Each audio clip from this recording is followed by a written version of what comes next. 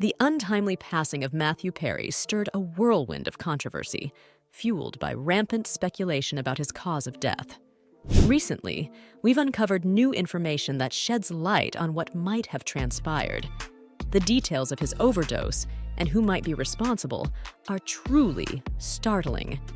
9 months after his death, the media spotlight remains fixed on the ongoing criminal investigation, which could potentially lead to arrests. The relentless pursuit of truth can largely be attributed to Matthew's stepfather, Keith Morrison.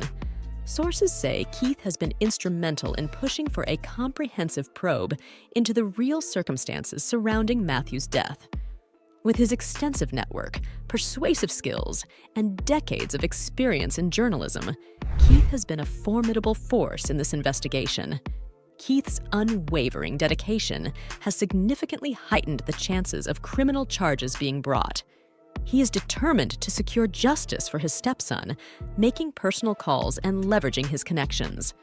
This persistent involvement has dramatically increased the likelihood of serious legal repercussions for those involved. The investigation has revealed that Matthew Perry succumbed to the acute effects of a ketamine overdose, a drug he was using to treat his depression. However, the levels found in his system indicated use beyond his prescribed treatments. Keith has been tirelessly pressuring both the LAPD and the DEA to identify the source of the ketamine. Despite Keith's professional background in journalism, this mission is deeply personal. He loved Matthew as his own son and is driven by a desire to prevent his death from being in vain. This isn't about seeking vengeance against those who supplied the drugs. It's about raising awareness of the dangers inherent in the drug trade and the consequences of enabling addiction. Keith's efforts are aimed at more than just accountability. They're about education and prevention. Matthew Perry was candid about his struggles with addiction, openly discussing them in his memoir, Friends, Lovers, and the Big Terrible Thing. His life's mission extended far beyond his fame. He wanted to help others facing similar battles. As the investigation nears its conclusion, law enforcement officials believe they may be able to bring charges against multiple individuals. The final decision will rest with the U.S. Attorney's Office, though it's unclear if they plan to move forward. Matthew's death was ultimately ruled accidental, with an autopsy revealing that ketamine was a key factor. However, other elements, such as drowning, coronary artery disease, and the effects of buprenorphine, a medication for opioid use disorder, were also considered. At the time of his death, Perry was undergoing ketamine infusion therapy. Matthew Perry's tragic passing became a global controversy, with speculation surrounding his cause of death. Recent developments have provided a clearer picture of what might have happened. The details of his overdose and the potential culpability are shocking. 9 months after his death, the media spotlight remains intense, and the criminal investigation might soon lead to arrests. A significant force behind this investigation is Matthew's stepfather, Keith Morrison. Sources reveal that Keith has been tirelessly pushing for a comprehensive probe into the true circumstances surrounding Matthew's death. With his extensive network, persuasive skills, and decades of journalistic experience, Keith has played a crucial role in advancing the investigation. Keith's determination has significantly increased the chances of criminal charges.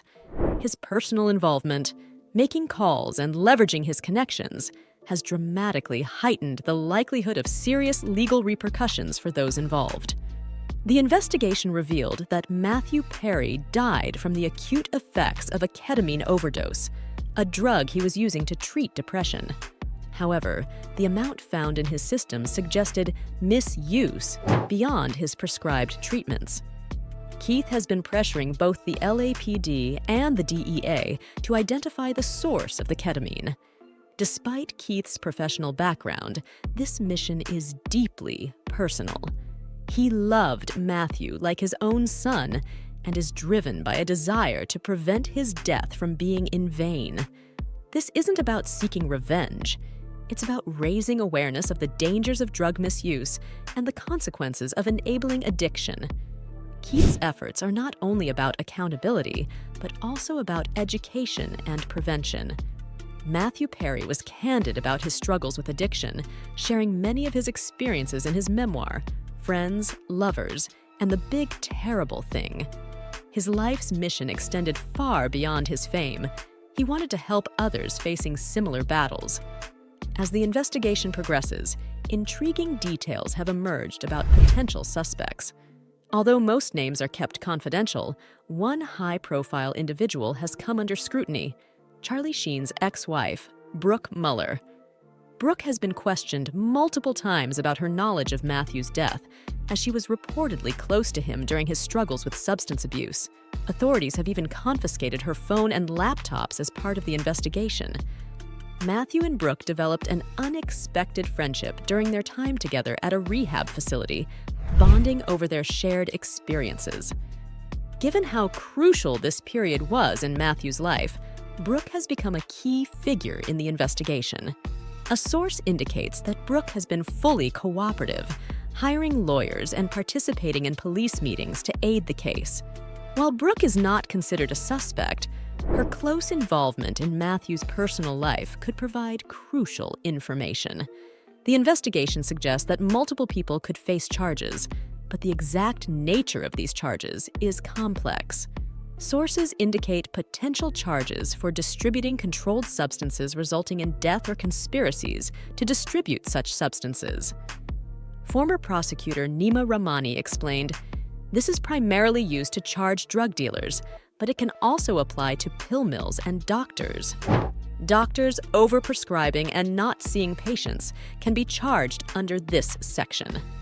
Rahmani noted that the severity of the sentences depends on various factors. If you distribute drugs and someone dies, there are different mandatory minimums, including mandatory life sentences, depending on the circumstances. Former CIA and FBI Special Agent Tracy Walder suggested that we might not see homicide charges, but rather charges like mail fraud. They're likely looking at the illegal transportation of drugs across state lines without prescriptions. This is probably the evidence they would use if that's the case. Walder also speculated that Matthew or someone close to him might have engaged in doctor shopping, visiting multiple doctors across states to obtain prescriptions. If true, both the individual and any prescribing doctors could be held accountable. A licensed doctor explained the legal boundaries. "I can prescribe medication if you are physically in my state of licensure, but I can't write a script for someone in another state or send prescription drugs through the mail to another state. That's not supported by state licenses." Despite these details, the investigation may still take time to conclude. Tracy Walder noted that federal cases can take years. One case I worked on took 4.5 years. They have to convene a grand jury, present all the evidence, and then decide if they want to indict and press charges. Federal prosecutor Caleb Mason added that the U.S. Postal Service's involvement suggests illegal substances were found in the mail. Postal inspectors likely executed a warrant based on significant findings in the mail. Mason emphasized that investigating accidental drug overdoses is standard practice to understand why and how the person died. However, Louisiana County's high number of drug-related deaths complicates the process. Fortunately, Matthew's high profile might expedite the investigation. Were you shocked by the investigation's direction? Let me know in the comments. And don't forget to check out our other videos for more updates.